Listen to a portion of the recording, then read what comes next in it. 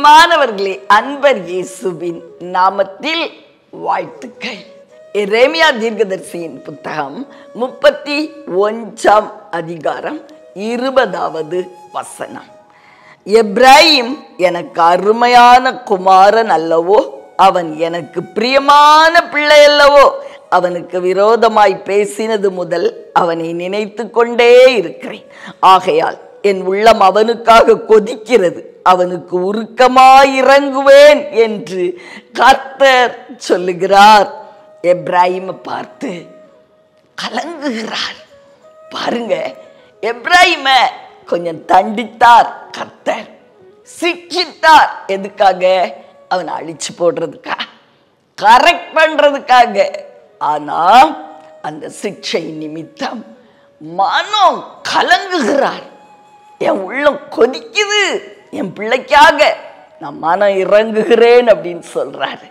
பிரியமானவர்களே, ஒரு விஷயம், என் பேரனை கூட நான் கொஞ்சம் அடிச்சிட்டேன், மிக அருமையான என் பேரனை நான் அடிச்சிட்டேனே அப்படின்னு சொல்லி 3 நாள் அழுதுருப்பேன். அதை நினைச்சு அவனை தூக்கி 100 முத்தம் கொடுத்து அழுது கொண்டே இருந்தேன். பிரியமானவர்களே, இதுதான் ஒரு தாயின் அன்பு இல்லையா? அதே போலத்தான் நம் அருள்நாதரும் கூட, நம் அருமை பிதாவும் கூட நம்மை சிக்ஷிக்கும் பொழுது அது நல்லதுக்காக அவர் செய்கிறார். எபிரேயர் நிருபத்தார் கூட சொல்லுகிறார், தகப்பன் சிக்ஷியாத புத்திரன் உண்டோ? உங்களுக்கு சிக்ஷை கிடைக்கலன்னா நீங்க பிள்ளைகளா இருக்க மாட்டீங்க, நீங்க வேசி பிள்ளைகளாய் மாறி விடுவீர்கள். அதனால் தான் தகப்பன் உங்களை சிக்ஷிக்கிறார் என்று எபிரேயர் நிருபத்தார் நமக்கு எழுதி வைத்திருக்கிறார். பிரியமானவர்களே, ஒரு விசை நான் கூட அருள்நாதர் இயேசு அழுதுட்டு இருக்கிறத பார்த்தேன்.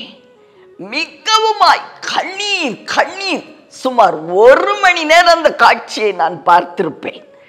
யாருக்காக அழுகிறார் அப்படின்னு எனக்கு தெரிவிக்கப்பட்டது.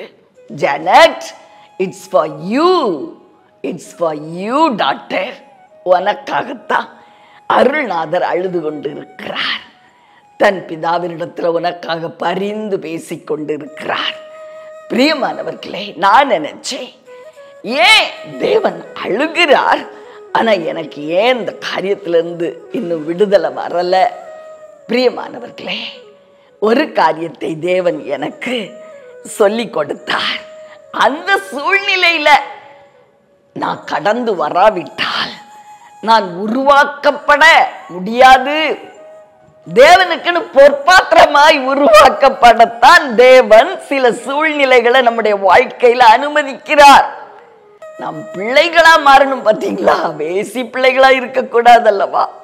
ஆதலால் நம்மை உருவாக்க, பொற்பாத்திரமாய் உருவாக்க அவர் சில சூழ்நிலைகளை அனுமதிக்கிறார்ங்கிறது உண்மைங்க. ஆனா அதற்கு பிறகு, நம்மளை சிக்ஷைக்கு ஒப்பு கொடுத்த பிறகு அவருடைய உள்ளம் கொதிக்குமா, அழுவாராம், கொதிக்குமா, மனம் இறங்குவாராம். எப்படி ஒரு அருமையான ஒரு அன்பின் காட்சி பார்த்தீங்களா அந்த வசனத்துல காண்பிக்கப்படுகிறது. யோசித்து பாருங்க பிரியமானவர்களே, அப்படிப்பட்ட நல்ல தகப்பன் நமக்கு கிடைச்சிருக்காருங்க. அவருடைய அன்பை விட்டு நம்ம ஓடிடவே கூடாது. நாம் சிக்ஷையின் பாதையில கடந்து செல்லும் பொழுது, அல்லது பள்ளத்தாக்கின் அனுபவத்துக்குள்ள கடந்து செல்லும் போது, அது நம்ம அழிக்கிறதுக்கு இல்ல, நம்மை பொன்னாய் மாற்ற அப்படின்னு சொல்லி நாம் திடன் கொள்வோமா? பிரியமானவர்களே, இந்த நல்ல தகப்பனை விட்டு ஒரு அடி கூட தூரம் போயிடாதீங்க. அவருடைய கரத்தை அனுதினம் காலையிலே ஃப்ரெஷ்ஷா இன்னும் கொஞ்சம் இறுக்கமா பிடிச்சுக்கோங்க. பிரியமானவர்களே, நாள் முழுவதும் வழி நடத்துவார். இரவிலும் நாம் தூங்கும் போது பக்கத்துல உட்கார்ந்து நம்மை தாளாட்டுகிற தகப்பன். ஆதலால் உங்களுக்காக ஜெபிக்கட்டுமா? அன்பின் பரலோக தகப்பனே, அருமையான நல்ல ரட்சகா நாதா, ஆவியானவரே, எப்ராயிமுக்காக, அருமையான உம்முடைய குமாரனுக்காக என் உள்ளம் கொதிக்குதுன்னு சொன்னீங்களப்பா. என் மனம் உனக்காக இறங்குதுன்னு சொல்றீங்கப்பா. உங்க அன்பு அந்த வார்த்தைகள்ல படமாய் காட்டப்பட்டுள்ளது.